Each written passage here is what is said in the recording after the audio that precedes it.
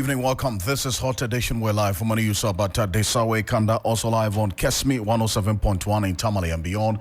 We're live on W93.5 in Wa and beyond. This evening, Deputy Majority Leader Alexander Penyomakin blocks third reading of anti-LGBTQ plus bill, which could have been passed before the end of the week. Now, General Legal Counsel also disbars the Chief State Attorney for receiving some 400,000 CDs from businessman Alfred Ocansey sometime in 2011. We'll bring you details of that and why the General Legal Counsel has taken this decision earlier today. Also, the private legal practitioner Martin Pebble says the state can reopen the Wayome case if there is sufficient evidence to sustain a prosecution. We have a conversation on that this evening. Plus, a look at the 7-year legacy of Ambrose Derry as Interior Minister.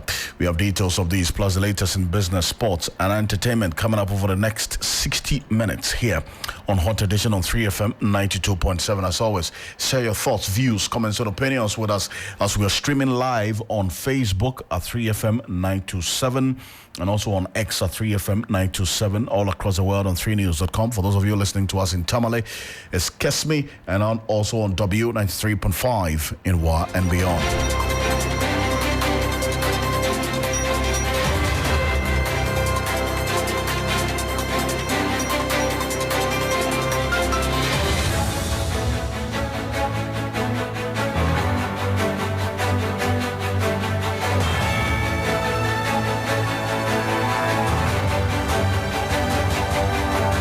Let's get into the details now. I am Alfred Ocansey. Deputy Majority Leader Alexander Penyomakin has blocked the third reading of the anti-LGBTQ plus bill.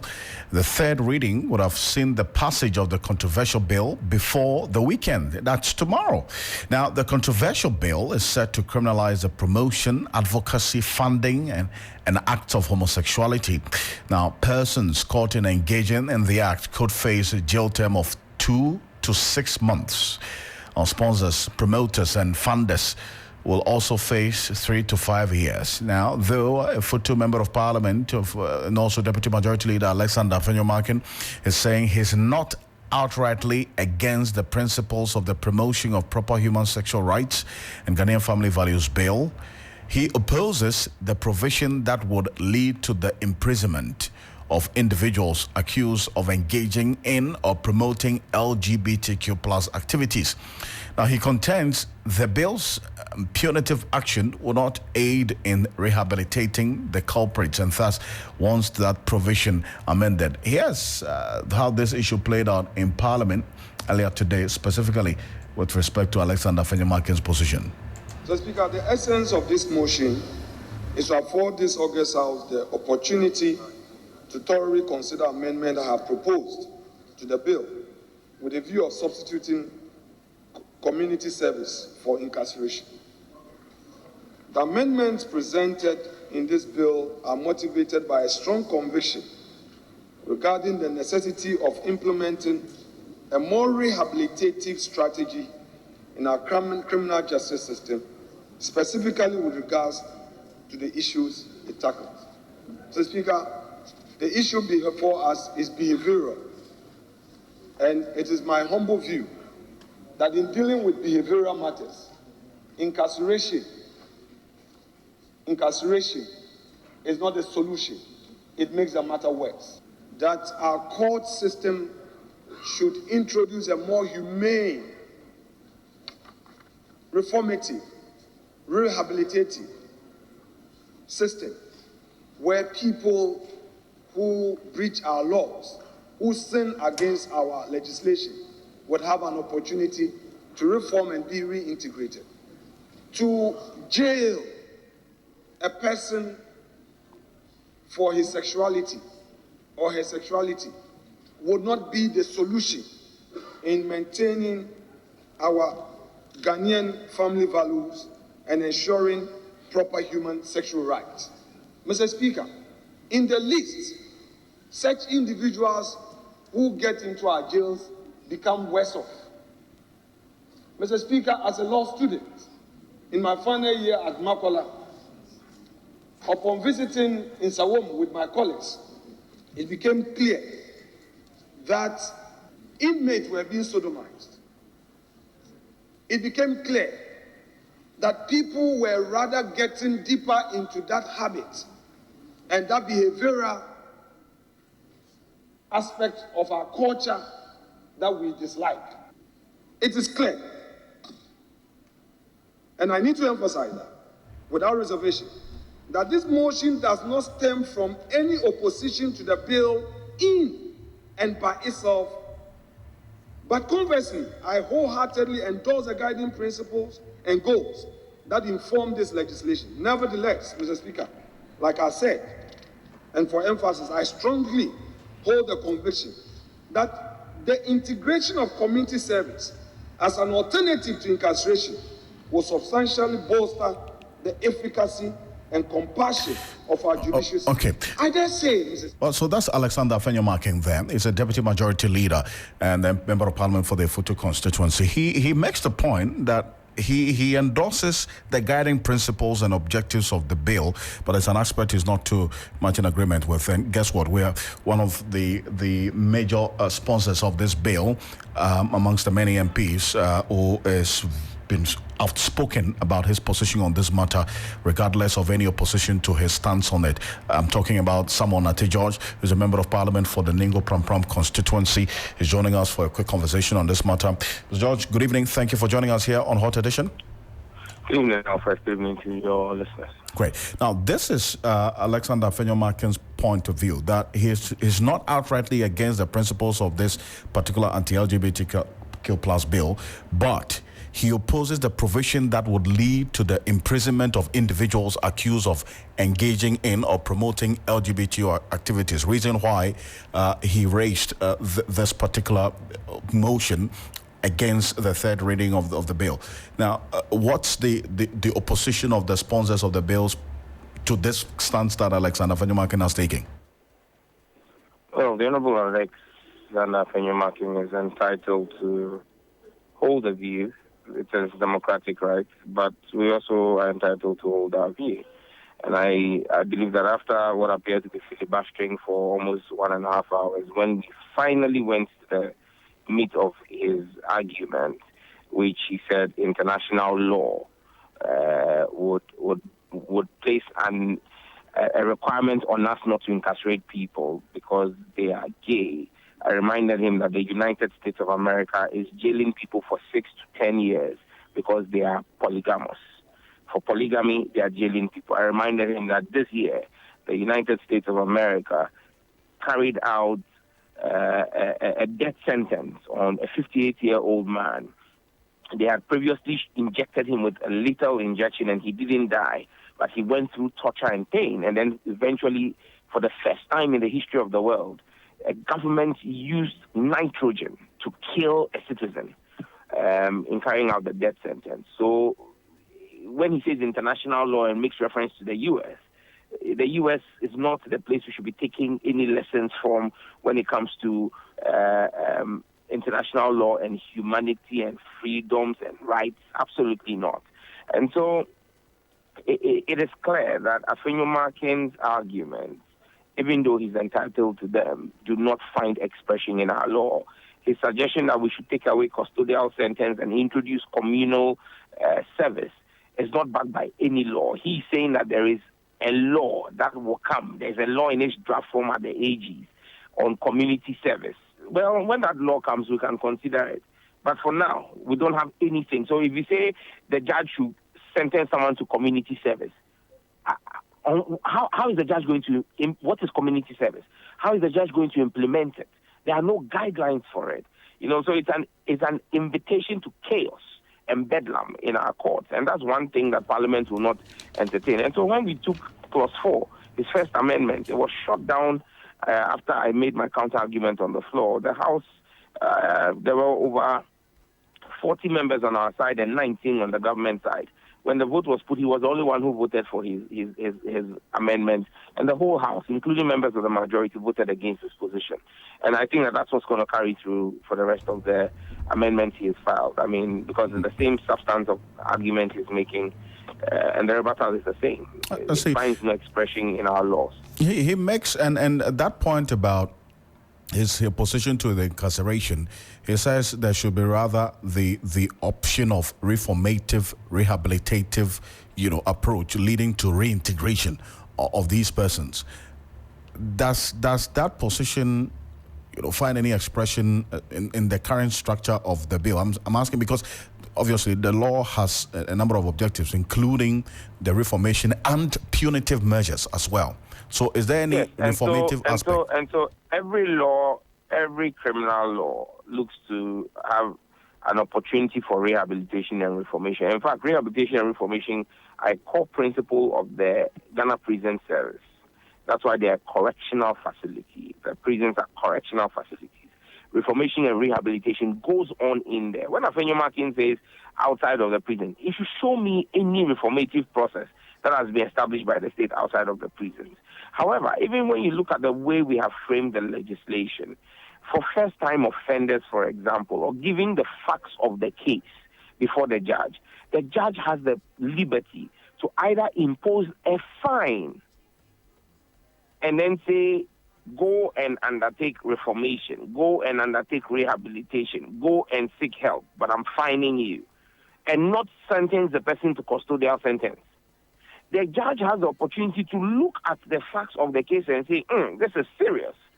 And so instead of giving a fine, which will range from 750 penalty units to 2,500 penalty units, I will give custodial sentence.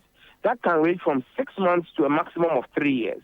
The judge can look at it and say, this person is a repeat offender and has no sign of malice or remorse. And so I will give both a fine. And so the judge has a wide spectrum of discretion to establish. I don't know why Afenyo wants to take that away from the judges and tie the hands of the judges with communal service. I see. Now, so these 15 amendments that he is proposing, what was the verdict on it, and how is it going to impact on the speedy passage of this bill by Parliament? Well, he moved the first one today after, like I said, after almost an hour and a half of filibustering.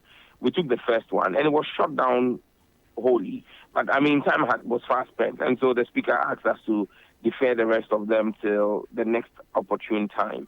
I believe that whenever it is tomorrow, next week, whenever it is, once it is taking, the arguments he's making, because the amendments are the same. It's the same thing. All the 15 are the same.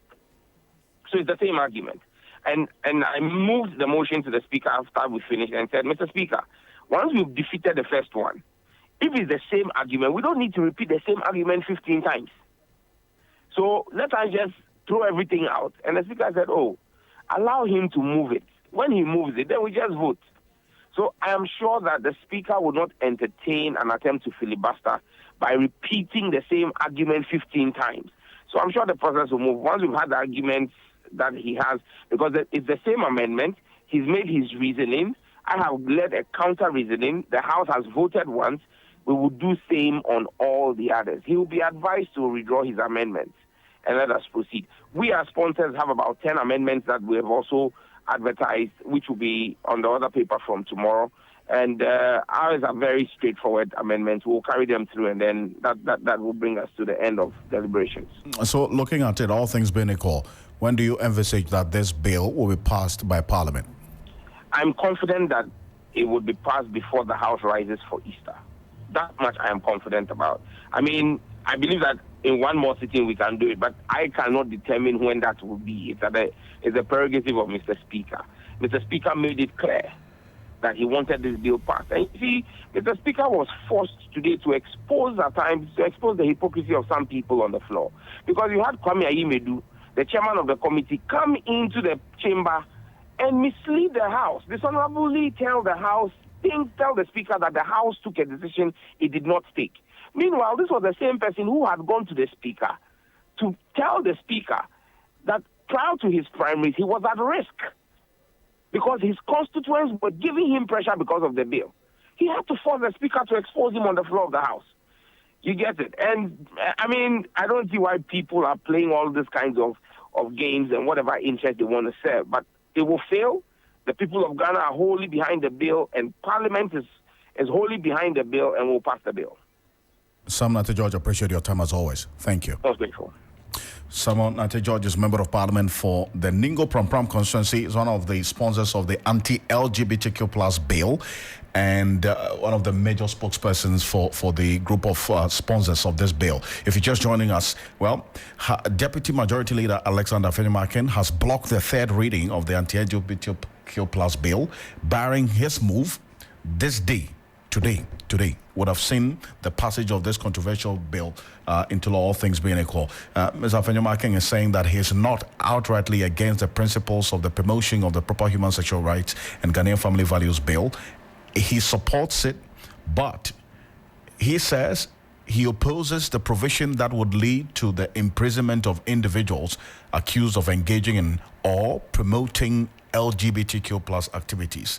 He makes the point that the essence of this motion is to afford Parliament the opportunity to thoroughly consider amendments that are proposed in the bill with a view of substituting community service for incarceration. And that's what Simon Nate George has been explaining, that community service as we speak has no reference in the current law.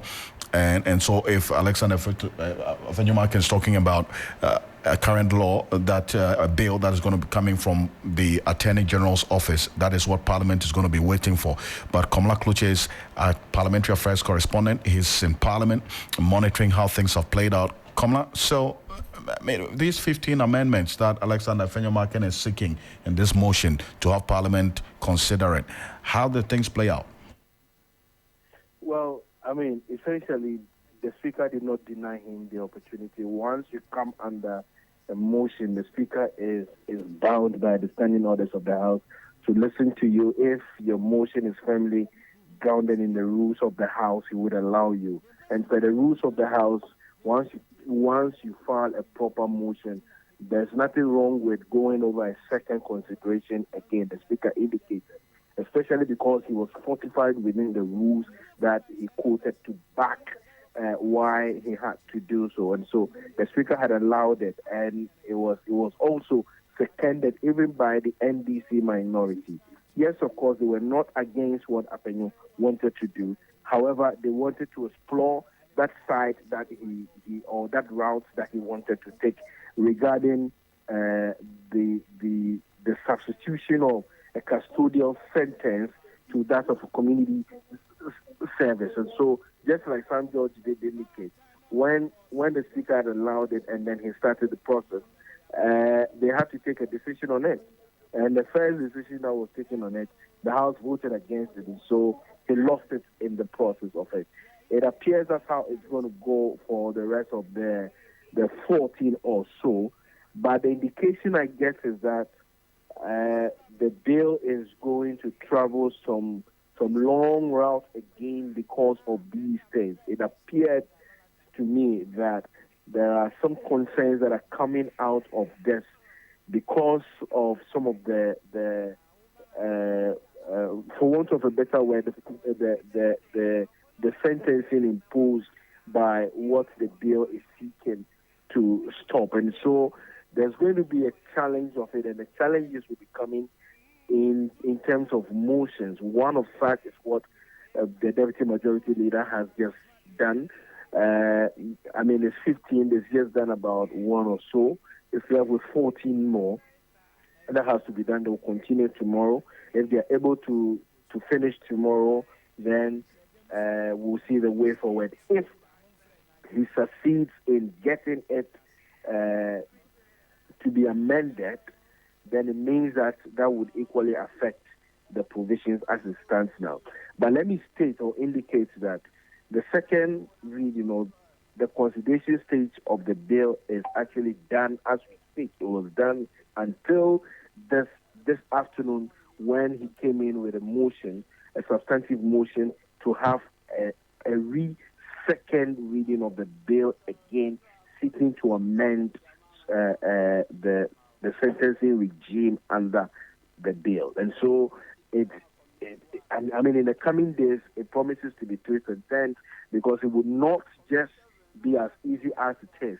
The Speaker, very hopeful this morning that the bill was going to see the passage. In fact, the sponsors of the bill as well knew that it was just going to be the Speaker who wanted to put the question, the vote on it, and then it becomes law or it's passed, and then the president then will not have the laxity, so to speak, to sign it. It didn't happen, but from look of things, it does appear that we still have a long way to go in terms of it. Certainly, and you are going to be with us in that long road, bringing our listeners and our viewers on Facebook up to speed with how things will play out. Thank you. Thank you so much. Thank you. Komla Kloche is a parliamentary affairs correspondent giving us updates there. So live here on Hot Edition. Staying on this matter because this has generated a lot of conversation amongst even for those of you watching us on Facebook at 3FM927. But one of the sponsors of the bill, Roxy Nelson, H.A. Dafiameko, is a member of parliament for the South Dye constituency, also had this to say after Alexander Fenyomakin moved that motion which the speaker granted. Mr. Speaker, this is the provision my brother, the Deputy Majority Leader, relied on. Mr. Speaker, yet in his entire submission, because the proposed amendment that he intends to move is not advertised, he could not state it clearly as part of the submission. He made a very substantial submission, but it didn't come out clearly exactly which provision of the bill that he intends to be taken through the second stage of consideration. Mr. Speaker, once Order 171, Rule 4 states as follows: where a bill has been ordered to pass through a second consideration in respect of a particular part or parts of the bill or some proposed new clause or new schedule, the House shall consider that relevant provision and any amendment which may be proposed to the bill. Mr. Speaker, my simple submission is the effect that first, the motion to have the bill move through the second consideration will have to be adopted. Mr. Speaker, when that is done, then Rule 4 of Order 171 will kick in. So I'll urge the mover of the motion presently before the House to then come clear regarding which particular provision of the bill before us that he intends to amend. Then we can be guided accordingly, Mr. Speaker. Well, so he was not alone in raising some concerns. Governs Kwame Agboja as well, that a member of parliament had this to say. My colleague, yes. In fact, there's no argument against the second consideration stage. However, Mr. Speaker, I must say my colleague is abusing Order 171 because, Mr. Speaker, the last time he took to the floor for almost 1 hour and made the same arguments, and then we ended up voting. He has not said anything new. He never said anything new today, which he didn't say even in a longer rendition. Mr. Speaker, he made a point that he would prefer, community service. And he was made to understand that as we speak, Mr. Speaker, there's no law in our country governing community service. And he says that he's talking about a bill that is being drafted. But the rules of this House are quite clear. That is not even known to this House, Mr. Speaker. Mr. Speaker, I hear him talk about so many things. I just draw the attention of my colleague to one of the provisions in this bill. Mr. Speaker, those who carry out surgical operations, we are talking about one of the crimes which can send you to jail, is if somebody begins to try to reassign gender. You have to be one of the brilliant people to carry out surgical operation. We are not talking about people stealing plantain. We are talking about people who are carrying out fundamental surgical operation. So is it your point that you are saying that those people should get community service? Mr. Speaker, colleagues are already in agreement.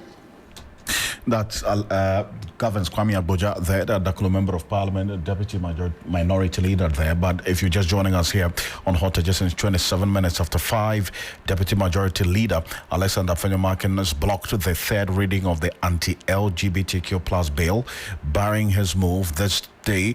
That's today would have seen the passage of this anti-LGBTQ plus bill into law. In fact, Mr. Afenyo-Markin says, although he's not outrightly against the principles and objectives of the proper human sexual rights and Ghanaian family values bill, he supports it, but he opposes the provision that would lead to the imprisonment of individuals accused of engaging in or promoting LGBTQ plus activities. And that was contained in a motion that was admitted by the Speaker, which has some 15 amendments that he wants to be considered by Parliament to the bill in its current form. And that's also going to lead to a number of days of debate on the matter as well. So you heard Sam George earlier, one of the sponsors of the bill, indicating that all things being equal by Easter, which is in March next month, this bill should be passed by Parliament. A number of you have been sharing your thoughts with us on Facebook at 3FM927. If you go on Facebook at 3FM927, you can share your thoughts with us in the rest of the world. Mustafa Duho says, good evening. God bless you and your team for the great work and doing for Ghanaian people. Says she's watching from Saudi. This one here from Stones. Charles Stone says, community service of persons sentenced as LGBTQ plus offenders. You say you're asking if they would not also be lynched if they are doing the community service and they are identified as persons who practice LGBT. So thank you. This one here from Bernard says, good evening, watching from Sempe Mamprobi. Thank you for the message. And then also we have a number of you sending us as well. From this one, Andrews Na Amano, you're talking about Alexander Afenyo-Markin, and then also Awenyo Michael is asking the MPs to openly declare their stance on this matter. And Kojo Fiagbe says, let's put politics aside and reconsider the argument Afenyo-Markin is advancing. Our prisons are very choked, and reconsidering community service as punitive action is laudable, you say. Kojo Fiagbe, thank you for your messages and your thoughts coming through here on Hot Edition on 3FM 92.7. But there's a report that's just come through. Ghana's democracy has once again been described as flawed in the 2023 Democracy Index report by the Economic Intelligence Unit. According to the report, the country witnessed a fall in both the Democracy Index and ranking status. Ghana, which had an index of 6.43 out of 10 and ranked 63rd globally in 2022, now has an index of 6.3 out of 10 and ranked 65th globally. Now, the country's rank also dropped from 44th to 5th in Africa, next to Mauritius, Cape Verde, South Africa, and Namibia. This indicates a deterioration in the practice of democracy in Ghana. The country's index has also been on a downward trajectory since 2015 and have been in the flawed democracy region since 2010. And that's certainly a worry. And that leads us to another issue that's been making the rounds here on Hot Edition. The General Legal Counsel has disbarred a chief state attorney for receiving some 400,000 cedis from businessman Alfred Ocansey, Samo Nekwe Tete, while defending the state against a suit by Alfred Woyome. In 2011, Mr. Nekwe Tete personally caused the direct transfer of an amount of 400,000 cedis from Mr. Woyome to the bank account of his wife. Now, according to a notice by the General Legal Counsel, Mr. Samuel Nekwe Tete could not offer any reasonable explanation for the said transfer of 400,000 cedis into his wife's bank account from Alfred Woyome's account. Now, I'm going to walk you through the facts of this decision reached by the General Legal Counsel, and we'll have a lawyer joining us on the telephone shortly. According to the General Legal Counsel, Samuel Nekwe Tete was found guilty of professional misconduct under Rule 2.2 of the Legal Profession Rules 1969 LI 613. And consequently, he can never practice or hold himself out as a lawyer again in Ghana. That's the consequence of this decision by the General Legal Counsel. He cannot practice or hold himself as a lawyer again in Ghana. And also, it caused the direct transfer of 400,000 cedis from Alfred Ocansey into his wife's account, and he could not offer any reasonable explanation for the said transfer into his wife's account. Meanwhile, private legal practitioner Martin Pebo is saying the state can reopen the Ocansey case if more evidence suggests so. Martin Pebo was reacting to the General Legal Counsel's disbarring of the Chief State Attorney, Samuel Nekwai Tete, for practicing as a lawyer. This is over this collection of the 400,000 cedis from businessman Alfred Ocansey in 2011. This is what Martin Pebo had to say. Well, so it is that as lawyers, we also live under the law. It's the same law for all citizens. So it means that when a lawyer falls foul of the law, in this case the etiquette rules, then the rules would bite. And so unfortunate though it is, but that's the course of the law. Do you think, looking at it on the surface, this could have influenced how the case eventually went? Yes, to a certain extent, because I say to a certain extent because, these allegations came up in 2011. So there were news all over the media, it was discussed.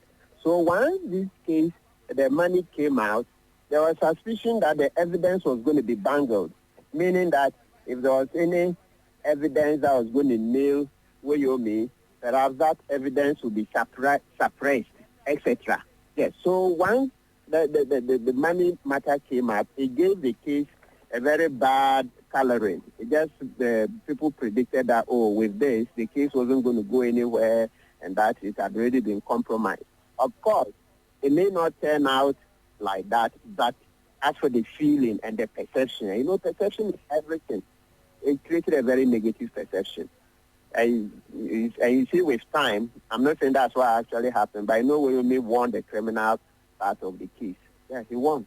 Well, Beatrice, after the case being politicized, part of it was a fact, being that, you remember Ocansey, the money that he gave, it wasn't only Nekwai Tete who got some.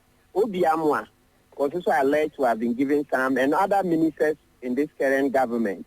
But I remember later Obiamwa came and explained that the money he got, that's Obiamwa, the outgoing minister for local government, right? He explained that it was land that he sold to Ocansey, etc. Of course, we didn't believe it. Many people didn't believe it, but he gave his own explanation. Other ministers were said to have taken part of the money. So to the extent that monies were actually paid to people both sides of the divide, I'm not sure somebody intentionally politicized it. Those are facts.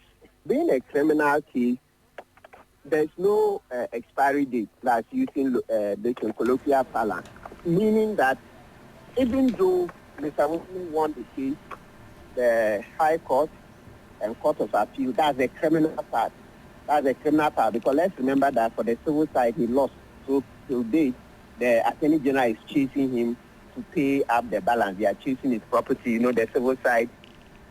So that's private legal practitioner Martin Pebo there. But let's stay a bit further on this matter, because for the legal fraternity and indeed the entire Ghanaian populace, this particular decision by the General Legal Counsel has got a number of reactions indeed. If you're just joining us here on Hot Edition, it's come through that as we speak, the General Legal Counsel has disbarred a chief state attorney for receiving some 400,000 cedis from businessman Alfred Ocansey sometime in 2011. That money was transferred into the account of the chief state attorney, who's been disbarred now, someone Nekwai Tete's wife's account. Now, he was found guilty of the professional misconduct under Rule 2, Clause 2 of the Legal Professions Rules 1969, LI 613. He can never, the consequence of this decision by the General Legal Counsel is that he can never practice or hold himself out as a lawyer again in Ghana. Now, I've been joined on the telephone by a former member of parliament and also a former minister of state in this country, and many portfolios that he's held, and also contributed to the development of this country in many ways. Talking about Alhaji Yunus Afuseni. I thank you so much for your time. Good evening to you, sir. Alfred, good evening. How are you? I'm well, thank you. And I know that Samuel Nekwe is one person that you know quite well, having practiced for some time with him.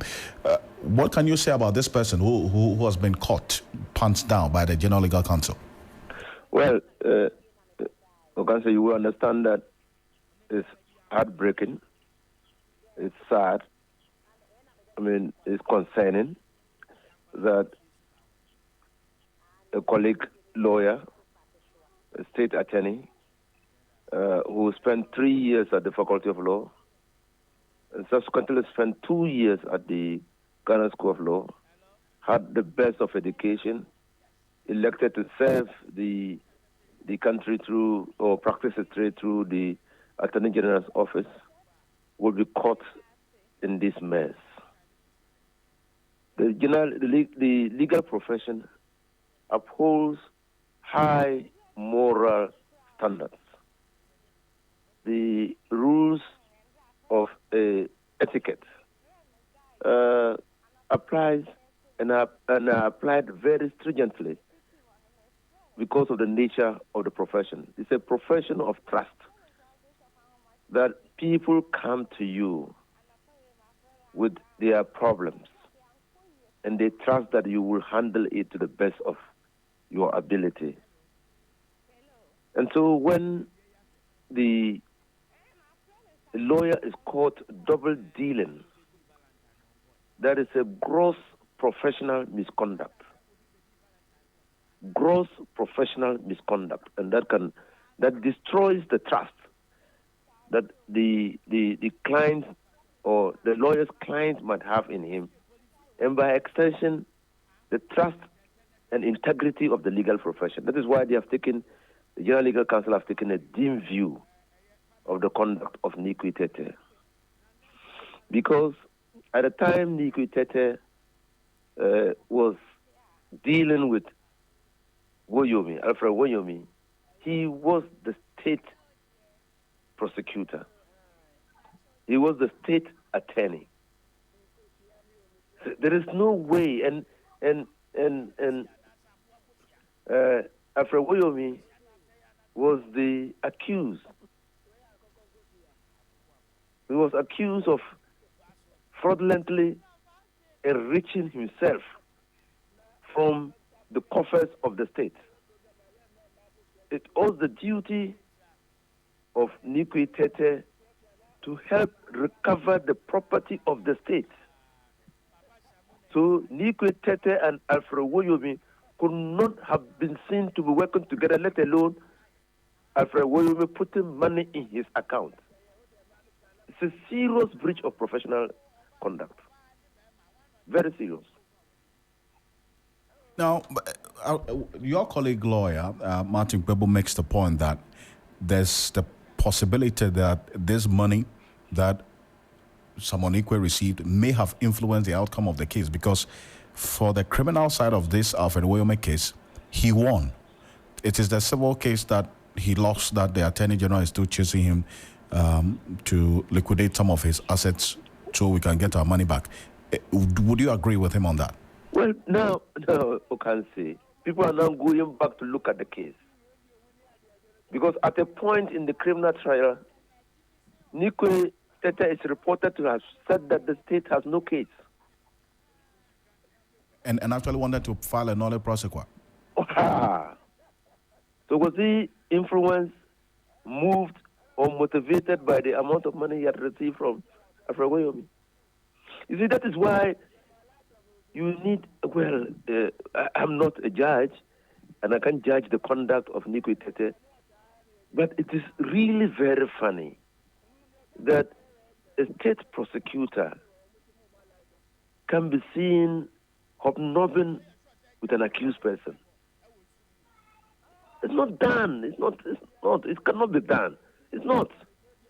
Because you are on the, and ours is an adversarial system of government, of jurisprudence.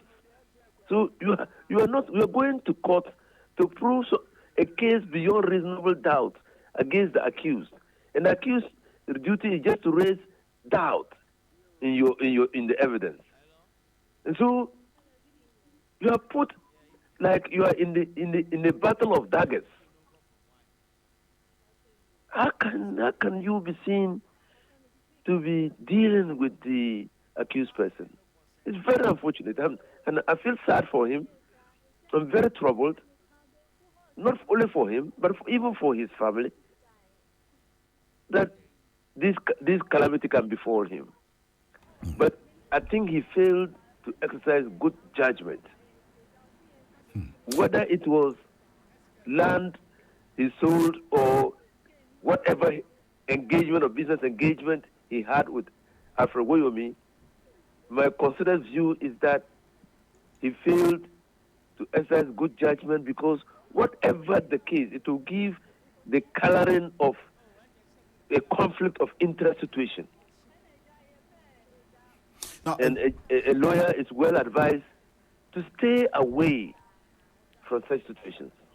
Now, but being a criminal case, that aspect that the state lost, there's not an expiry date to a criminal case. So if the state is minded by this development, can they reopen the criminal aspect of this case? Well, the state can reopen upon new facts. Right. Upon new facts, which were not available at the time of the trial. Because even though time does not run against the commission of a crime, which my good friend and brother Martin Kwewu said, crime has no expiry date. But it doesn't mean that when you have been tried for a crime on a set of facts and acquitted on those facts, you can be tried again. The Constitution says you cannot. So unless there is a new emergence of facts which were not available at the time of the trial, which were, if it were available, would have, the state would have secured some success in the trial. Then you can negotiate, litigate. But because we have a principle in criminal jurisprudence, which is autrefois acquis and autrefois convict. I have been tried and on the same set of facts, and I've been acquitted before, and that serves as a bar to further prosecution. Or I have been tried on the same set of facts and convicted, and I've finished serving my sentence. That should serve as a bar to further prosecution on the same facts. Right. Honorable, appreciate your time as always, and thank you. We'll certainly continue this conversation on the other platform. Appreciate it. You're welcome. That's the Honorable Inusa Abdullahi Bestaf Hussaini, is a former member of parliament for the Tamale Central constituency, former Lands and Natural Resources Minister, is a private legal practitioner as well, joining us here on Hot Edition. But the fourth instance we're seeing is that the Civil and Local Government Staff Association has condemned the decision by President Akufo-Addo to reshuffle ministers and deputy ministers because they lost their primaries. President Akufo-Addo reshuffled some sector ministers and deputies yesterday. Executive Secretary of CLOCSAG, Isaac Bampoado, says such acts by the president will set a bad precedent for the government and its structure of the country. We are seeing, our government is saying, that those ministers that lost their MPship in their primaries, they have been dropped. Is government telling us that that's the benchmark for their performance? That you don't even look at the impact they're having at their ministries, their competency at their ministries, but you are measuring them by an election, a primaries, an election at their constituency. Is it now the performance benchmark that we are looking at? Then we shouldn't hear anybody talking about performance in the public services. Yeah, because this is the benchmark that the highest level of governance in this country has given for ministers. Not that they are performing in their ministries, but it's based upon how they perform in their primaries at their constituencies. That's the Executive Secretary of the Civil and Local Government Staff Association, CLOCSAG, Dr. Isaac Bampoado there. It's so live here on Hot Edition, also live on Kesmi 107.1 in Tamale and beyond. We're live on W93.5 in Y beyond. After this, we have business with Juliana Menuafo. Stay with us.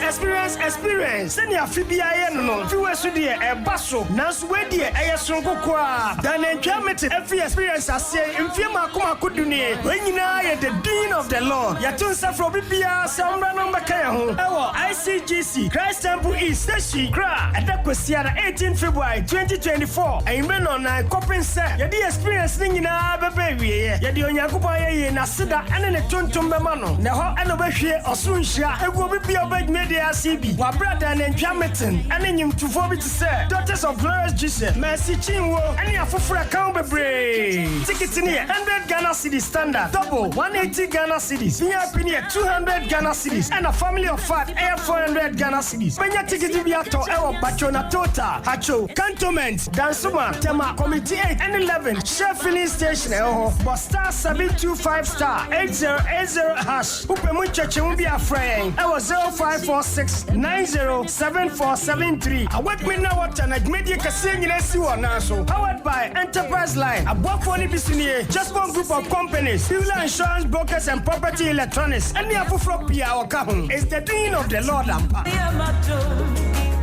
This is the doing of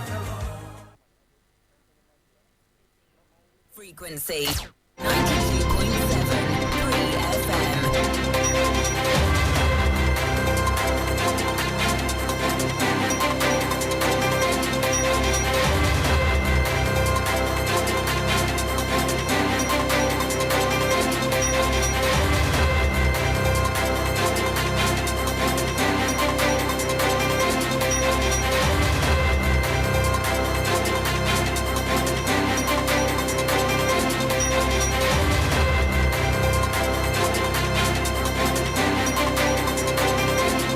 Good evening and welcome to the business segment on Hot Edition. In our first story, Acting Chief Executive Officer of Delex Finance, Joe Jackson, says the current economic circumstances in the country is the best judge for Ken Ofori-Atta as a finance minister.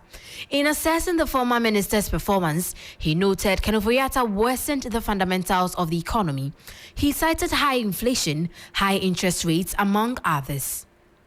It's only by his fruits that we shall know him. Which fruits has he left us? What has depreciation of the cedi been since the last 2 years? From 6 cedis to $1 to 12 now, edging up to 13 cedis per dollar. What inflation has he left us over the last few years? At one point, we had single-digit inflation. We've gone all the way past 50%, have come down, and we thought it was trending downwards. Now it's not even trending downwards anymore. What's the level of unemployment and despondence among our youth that he's left us? What are the interest rates, the real interest rates that he's left us? Today, T-bills are doing over 30% weighted average. 2 years ago, T-bills were as low as between 11 and 12%. So if we're judging by the fruits, if we're judging by the macroeconomic numbers, there's only one verdict, that the last 2 years have not been very good. Acting Chief Executive Officer of Delex Finance, Joe Jackson, there. In more stories, mining of the Ewoya lithium projects in the central region is expected to begin by December this year. That's according to the Minerals Income Investment Fund. Ghana's first lithium producing mine was discovered by Atlantic Lithium Limited. Chief Executive Officer of the Minerals Income Investment Fund, Edward Nanayao Kranting, told Oxford Business Economics Africa, Ghana's lithium discovery is ranked among the best 10 in the world. The recently discovered lithium finds in central region is called the Ewoya project by Atlantic Lithium. This project should come on stream by December 2024 and is in the top 10 lithium finds in the world. There are a number of opportunities in the newly discovered lithium space in Ghana. Feldspar is a byproduct of lithium. Feldspar is used to produce ceramics. Ghana is a major exporter of ceramic products. This provides good opportunities for investors, not only in Ghana, but outside Ghana. MIF is positioning itself to invest in the processing of lithium in Ghana and support investors that will be setting up battery ion factories in the lithium space. Well, that was Edward Nana Yao Kranting, CEO of the Mineral Income Investment Fund. The Peasant Farmers Association of Ghana is also calling on presidential aspirants of the 2024 general elections to propose clear policy directions on how to harness agriculture in villages, including the construction of dams. Government did some investment trying to address issues of deficits in our irrigation facilities by bringing on board this one village, one dam. But we keep saying that the conceptualization of one village, one dam was good because we need a water. But when it came to the actual implementation, there got so many things wrong. And we don't want government to abandon it because so much money went into it.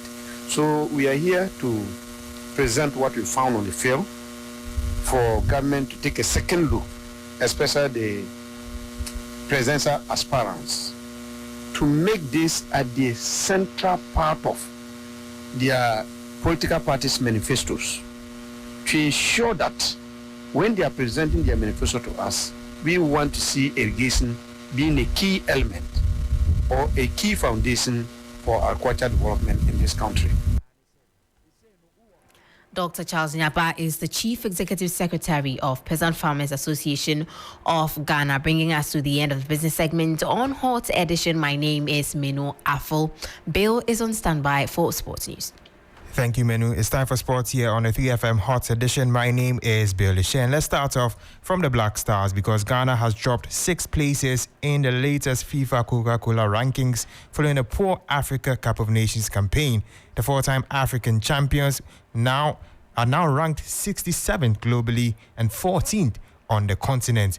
Ghana failed to win a game at the tournament in Ivory Coast and were booted out of the competition at the group stage level. Now, former President of the Republic of Ghana, John Agyekum Kufuor, has advised GFA President Kurt Okraku to not get complacent and make the right decisions. This is on the back of Ghana's early exit in AFCON 2023. Let's listen to former President John Agyekum Kufuor. Authority, Kurt, I know you are in battles now.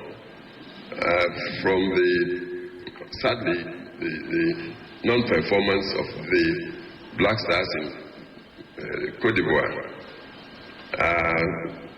That's pause for you. These days, everybody knows how to play soccer or football around the world. So you don't underrate anybody. You don't get complacent. Perhaps when we do the full analysis, I'm not blaming you. But since you are the head of the institution, naturally, it's leadership. But I'm sure we're going to pull out. That was former President of the Republic of Ghana, John Agyekum Kufuor. Now, sports journalist Collins Atapoku believes that the GFA President, Kurt Okraku, has not learned from his mistakes since starting his tenure in 2019. He said this on the back of the Save Ghana Football protest.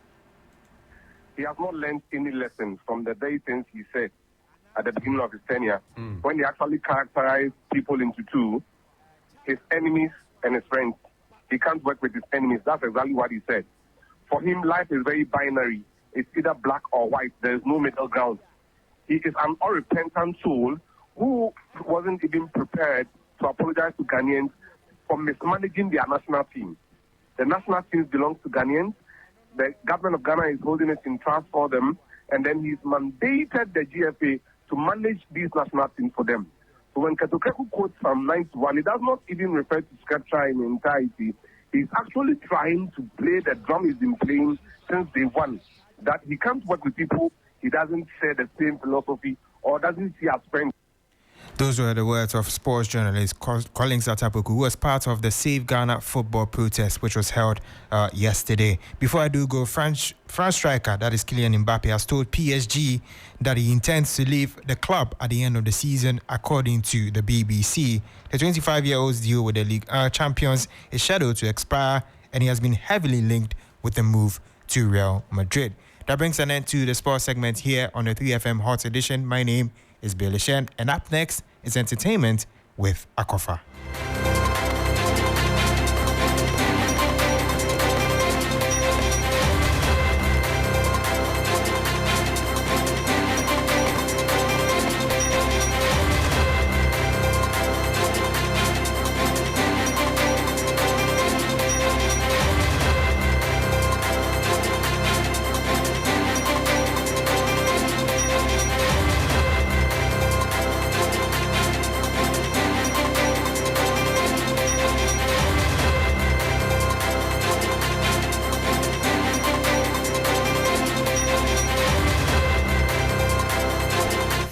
you for keeping your dial locked on Hot Edition on 3FM 92.7. It's now time for the entertainment news segment, and it's powered by 3 Entertainment. My name is Akofa. Now, it was a night of unstoppable hours of music performances from headliners Kwabena and Queen of Soul Music Becca as they set the perfect tone for Valentine's Day. The two vocal powerhouses gave patrons back-to-back performances of classic tunes at the annual Love Night concert. Here are some highlights. Highlight musician Kwabena teamed up with Becca on this year's project. The concert, which has rich history of serenading lovers on Valentine's Day, did not disappoint its attendees.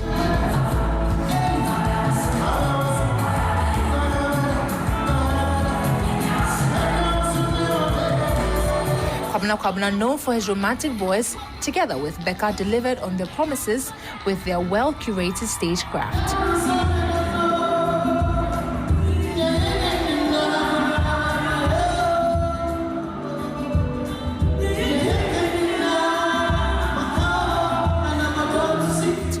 Becca, who described her time on stage as overwhelming, says she will release some new singles and may follow up with an album.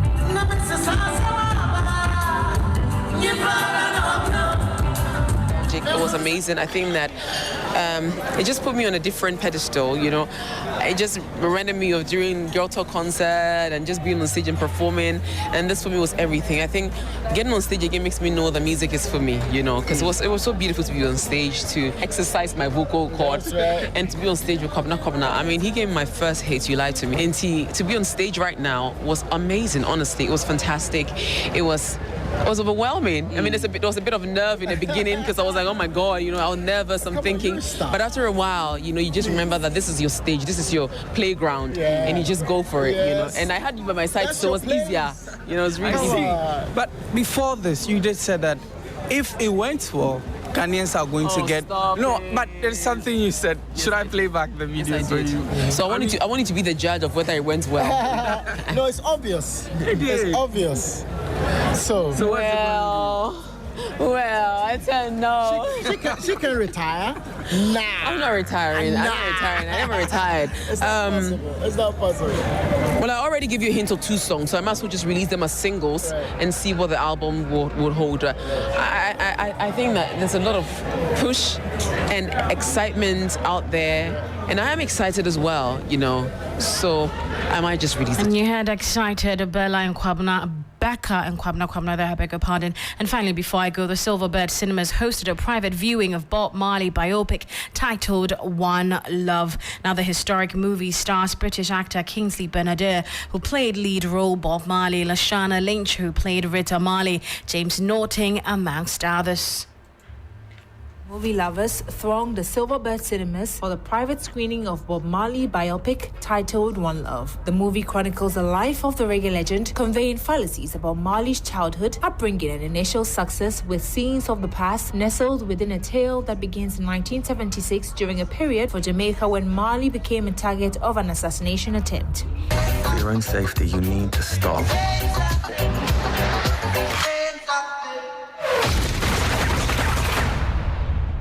The historic movie stars British actor Kingsley Ben-Adir, who played lead role Bob Marley, Lashana Lynch, who played Rita Marley, James Norton, amongst others. I want the world to change.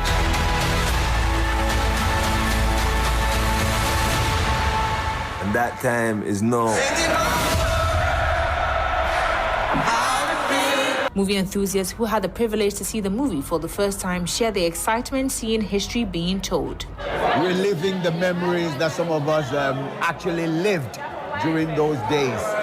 Watching Bob Marley do songs like Woman No Cry, and they're showing us the films from the 1976 London concerts. I tell you, it's so exciting. And I hope the young people get to learn something about passion, focus, and dedication, because Bob Marley was committed to his music to a fault, and you can tell the way he worked his band to make sure that they got the sound. So musicians and creatives of this day, never stop working on your art till you get it right. Thank you. I have really enjoyed the story. Coming in, I didn't come with expectations. I just really wanted to watch the story of Bob Marley because it's quite iconic. I mean, He did music that brought people together. He did music that fought for rights and all of that. So there's so many facets to him, and how they were able to capture all of those, although they took just a part of his life in the movie, was really, really well. That's how we end the entertainment news here on Hot Edition, powered by 3 Entertainment. My name is Akofa. Thanks for your time. For more news, log on to 3news.com. The 3FM Drive team continues.